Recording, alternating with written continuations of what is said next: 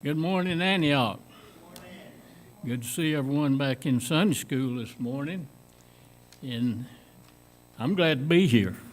Yeah, right. I was talking about this 95-year-old pastor a few minutes ago. Well, 95 don't seem years old as it used to, does it, Louis? 95 don't seem years old as it used to, does it? No problem. That's all right. Okay. Well, of course, we're in the book of Galatians, and last week we wound up in Galatians 3, verse 29, and I think we discussed that. And if you be Christ, then you're Abraham's seed. We talked about that doesn't make you a Jew. Don't ever think that. A lot of people teach that. We become the offspring of Abraham spiritually.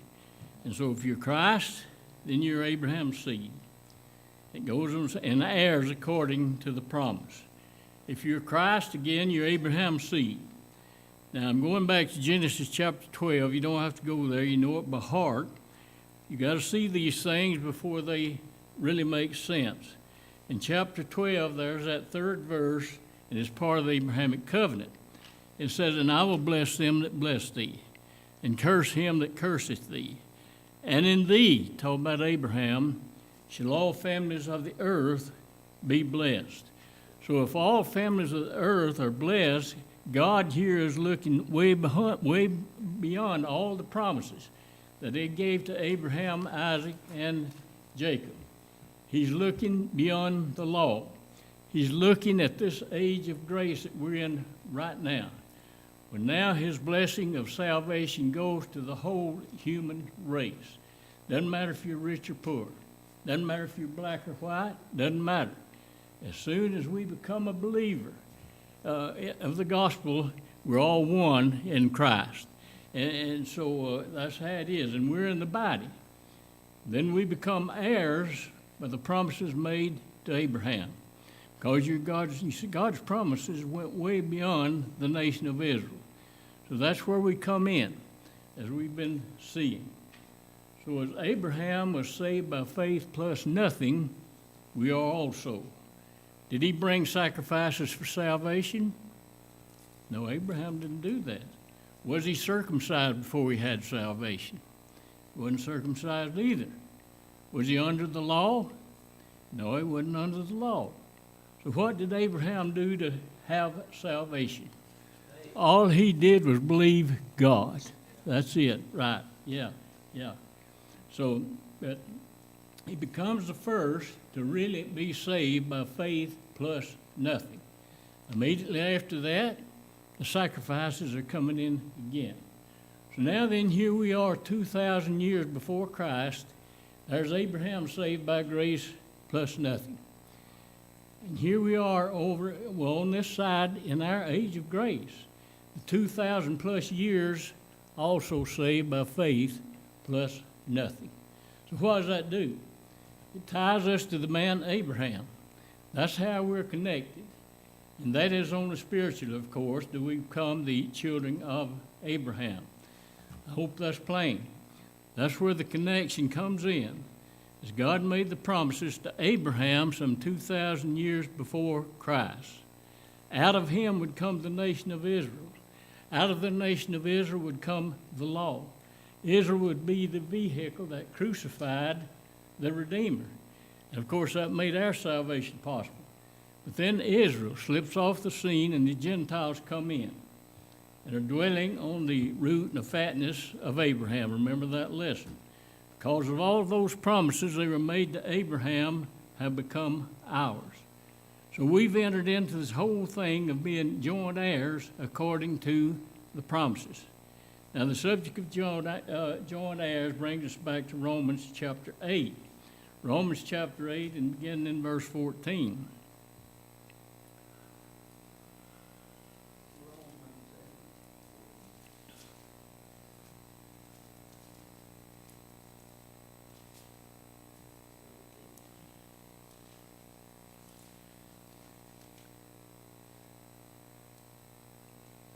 It says, "For as many as are led by the Spirit of God, they are the sons of God. For ye have not received the spirit of bondage again to fear. And what we talk about the law, that law was a burden. That law was severe. They lived in fear under that law. Because maybe on a Saturday afternoon, of course that was their Sabbath, what if it got cold and you slipped out to get some wood or something out of the yard? If you were caught doing that, what was the punishment? Death by stoning. And if you walked more than so many steps on the Sabbath day and they caught you, death by stoning. Any act of adultery they caught anybody in, it was death by stoning. So what if it was that way today? It'd be a lot of people gone, wouldn't it? Well, anyway, Paul says we're not under that spirit of bondage, fear. So it goes on to say in verse 15, but ye have received the spirit of adoption, whereby we cry, Abba, Father. Now remember the lesson last week. When that teacher had that son ready to step in and be equal with the father, did he come in and work right alongside scared to death? No, he don't, because he's been well taught. He's ready for that. So that's where we are, by way of the work of the cross. Now God can place us as a full, completely taught son of God, and we can come right alongside with him. That's our position. Now, when I mention position, now it'll be a while before we get into Ephesians, but Ephesians is a book of positions. Where are we as believers? Where we're in that position. Even though we're here on this earth and we're under the curse, we're against all the things that the rest of the world is. And a lot of us, well, how many are blind to that fact? But in faith, we can say that we are already in that position in the heavens. And we are joint heirs with the Lord Jesus Christ.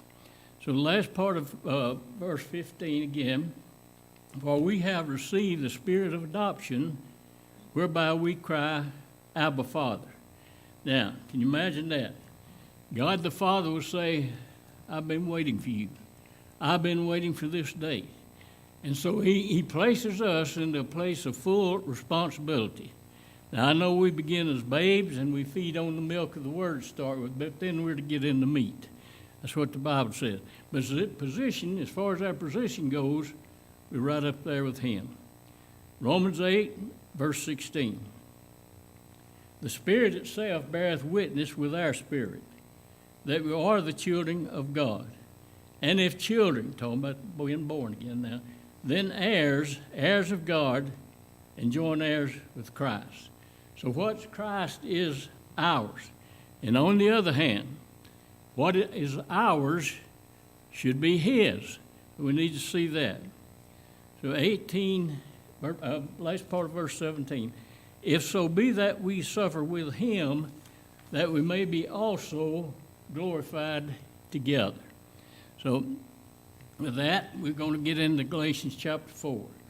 But remember this, Galatians was written to that group of churches there in Galatia that was trying to go back under the law because of these false teachers that was coming in.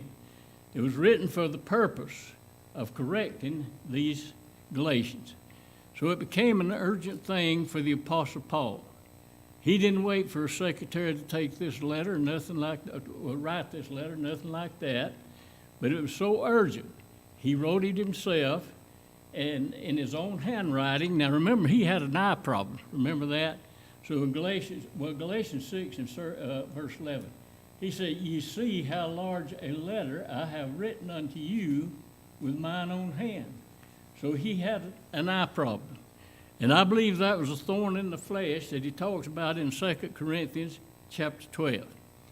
And as blind people do, he no doubt had to write with large figures. So that's why he was not able, he couldn't see the small print. He wasn't able to. So the whole letter of Galatians is written with the view that you're not under the law, but you're under grace. And of course, it still stands today. How many people, we use the word Christendom, and Christendom is saturated with legalism, and it's hard for them to break away from any part of that. It's been drilled into them all their life. It's the human nature. And when we are so brainwashed with religion and tradition, even as Paul was in legalism. So this little letter is appropriate for us today just as much as it was in that day. We're not under law, but we're under grace. Now, grace means total freedom. Grace means total liberty. Again, we always have to follow that up with this. That don't mean you can go out here and live any way you want to. No, sir, not at all. So, Galatians 4 and verse 1. Now I say that the heir, as long as he is a child, differeth nothing from a servant, though he be Lord of all. Now this is not so much from the Hebrew or Jewish background as it was from the Romans and the Greeks. Now Paul used this whole thing in his illustrations and all that. So now he goes into that Roman and Greek culture that the wealthy Romans and Greeks would hire teachers. We talked about it again last week. And the sole purpose of these teachers was to prepare that child, that legal son who was an heir. And remember, as long as he was a child, he differeth nothing from a slave, even though he be Lord of all. That means he was a blood heir of the Father. But until he has finished his time of teaching, he has no more authority in the family that a slave has. So that's where Paul is coming from. These Greek and Roman children, they was under the responsibility of teachers and learning and preparing them for the day, as we see in verse 2. But as under tutors and governors until the time appointed of the Father. Now, we don't know how long they was under the tutors. The times are different according to that child. But they had to stay under that teacher, and the child was old enough to take on family and the business responsibility that the father said. The father would tell that child, that teacher rather, you take this child of mine and teach him until he gets so old. So these Roman and Greek kids, they was under the law until the time of becoming full heir with the Father. Now look at Galatians 3. Galatians 4, verse 3. Even so we, same manner, when we were children, were in bondage under the elements of the world. So we think of that we find Paul is referring to himself as a Jew. Now, he's not including the Gentiles there, but Jews who were under the law. Remember, the Gentile world was never under that law of Moses. So only the children of Israel were under that. So he says in verse 3, even so, when we were children under the law, we're in bondage. Now, to live under the law, as we talked about a minute ago, is a bondage. Now, remember Acts chapter 15. You remember that great controversial meeting that they had that day. And this is when Peter, remember when he finally wakes up and realizes that Paul's right. So he comes to his defense there in that great meeting. He can see that the Judaizers were giving Paul grief and causing him trials and tribulations by saying that this gospel was not sufficient unless his converts also became keepers of the law and also had to practice circumcision. Finally, Peter wakes up. When you read that, you see it, and he wakes up and comes to the defense of Paul. Now, if he hadn't done that, I guess we could say the church would have died right there. But we know God is sovereign. We know he wouldn't have allowed that. He would have done something else. But he comes to his senses and defended the fact that Gentiles could be saved without coming under the law of Moses. Now, Christianity would have never survived had it not been for that. Acts 15 and verse 10.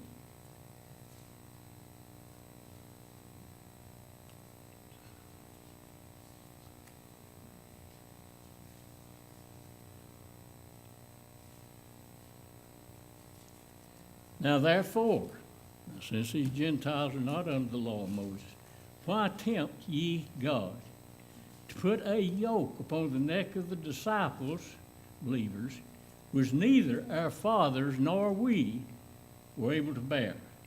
Now that law had demands on the human race that was impossible to keep. And the reason being, God had to show mankind that there was no way they could measure up to his standard of holiness and his righteousness.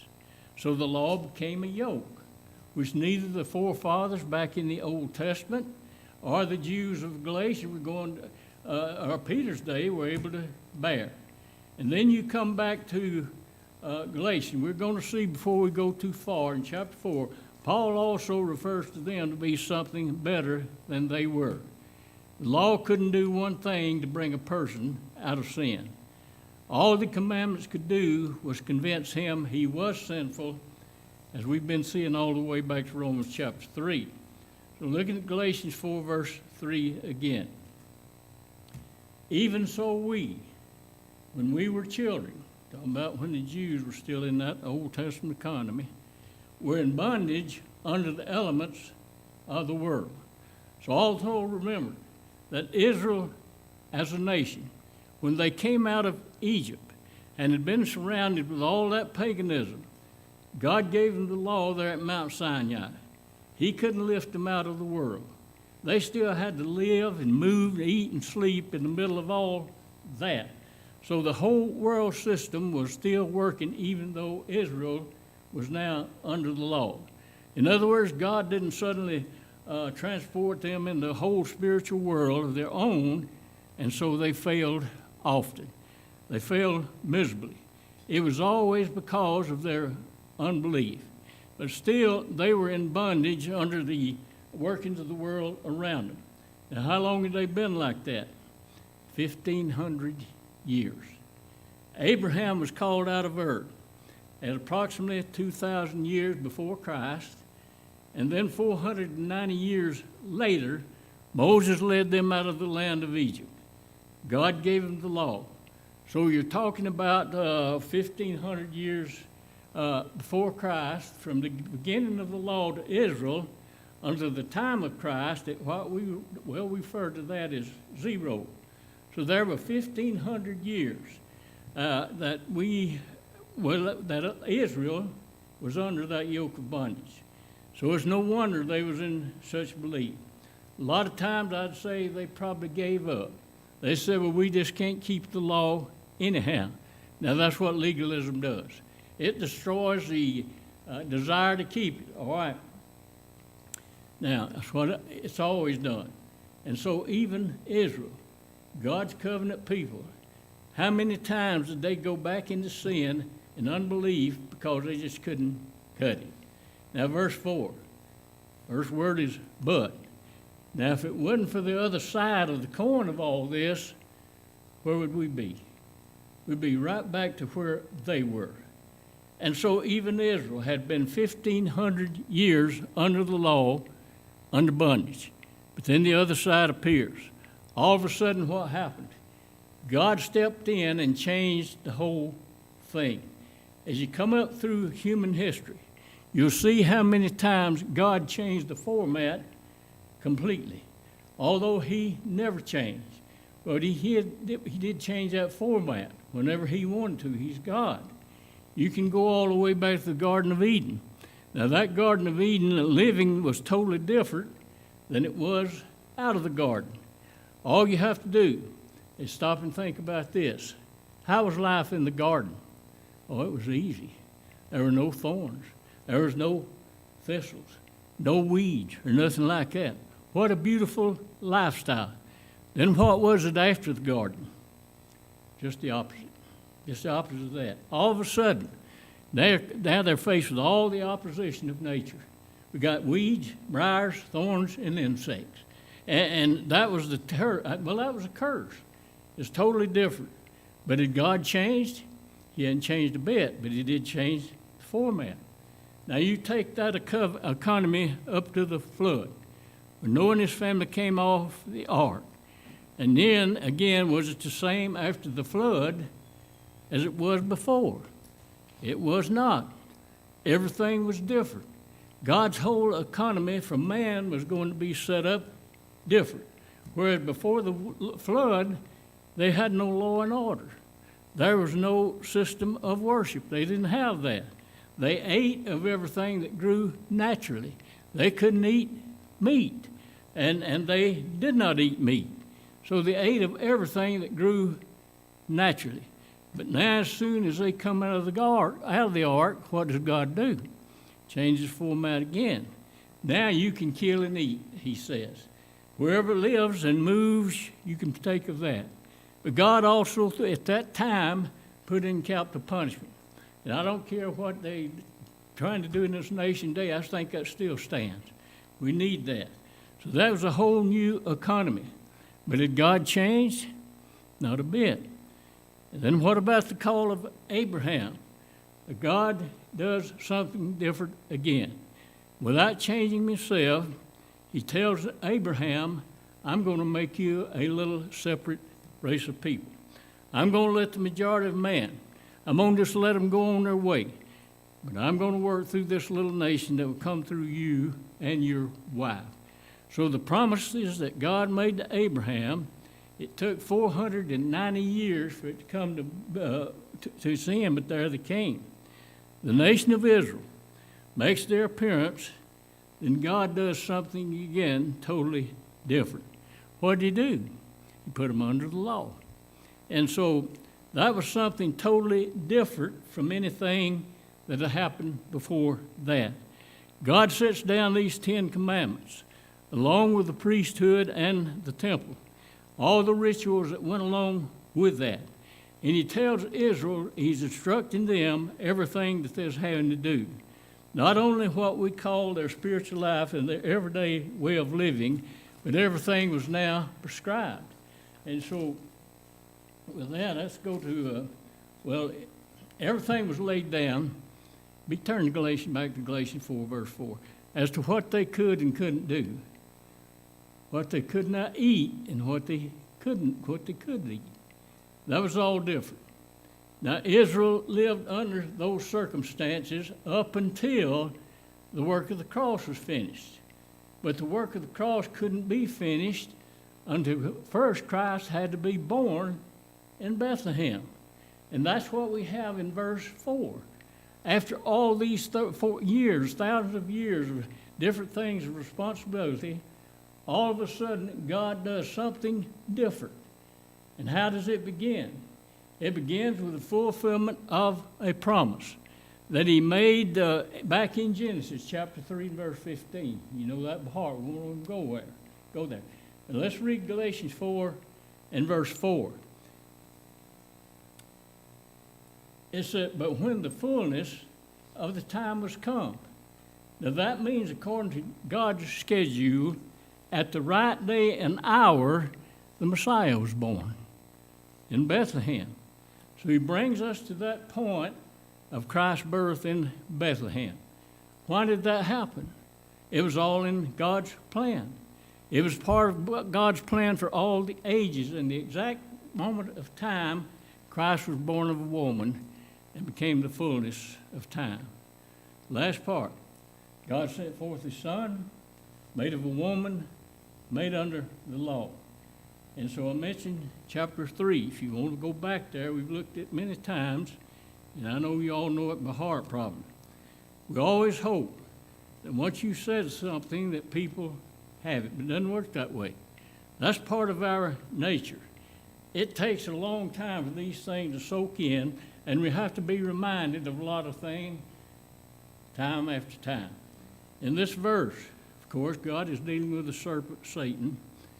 After Adam and Eve fallen, he comes right back to Romans 8, and he makes it plain, with hope for the race and the promise of Redeemer. But God in Genesis 3:15 is talking to Satan through the serpent here.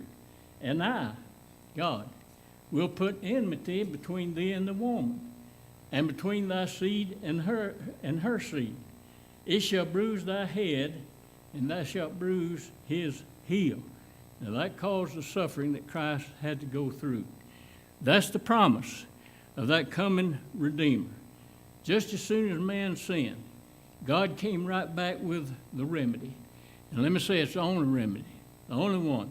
Now, coming back to Galatians 4, we see that in the fullness of time, right on God's schedule and timing, the Son was born. Now, when you watch the timing of these things in the Old Testament, you have to realize God was never a day late. He was never a day early. A lot of examples of that. You take Abraham.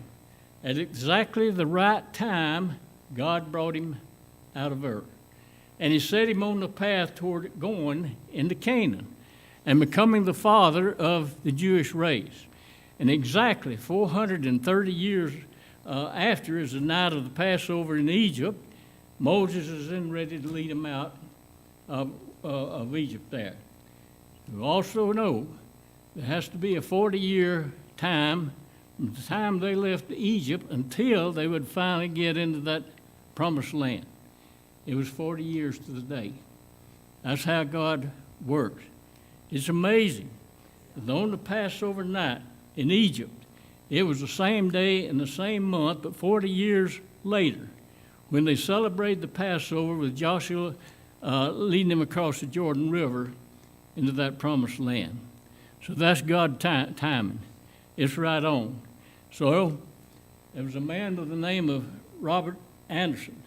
He was the first one to realize this, that from the decree of Nehemiah to go back, chapter 2, from that date until that triumphant entry, or Palm Sunday, was exactly 483 years, just like it was prophesied. You see, God's always on schedule. That's something else. Now, according to Paul then, Christ's birth is the same way. At the exact moment in the history of humanity, when the fullness of time has come, Christ was born in Bethlehem. It wasn't an accident. It was according to the program of God. Now, the other part that's so amazing was that not only was the son of made of a woman, but under the law of Moses. So we need to understand that. Everything concerning Christ's first coming, the law was there. That temple was still operating. They were still bringing sacrifices by the thousands. Now, the priests were performing all those rites. And the nation of Israel was under the law, but it was just a religious system. It was degenerating now. Instead of now operating under the basic 10 Commandments, you have to remember that temple worship at the time of Christ was now under 613 years, rules rather, and regulations. That's what made up the law. Now, that's what made it that much harder. They didn't just have 10 to keep, just the 10 Commandments. They had 613. It'd take me all my life to learn that many. I don't know how they done it. He tells the Jews of his day to forget keeping the law because they're under grace. He never said that. He couldn't say that. Israel was not yet in a place where the law was set aside. That could not happen until Christ died on the cross. The cross was where the law, it was crucified right there. The nation of Israel could see nothing but their own self-righteousness and brag about how they were keeping the law. So we're going to have to stop right there. We'll pick it up next week or whenever I come back, whenever I teach again. So Louis dismisses.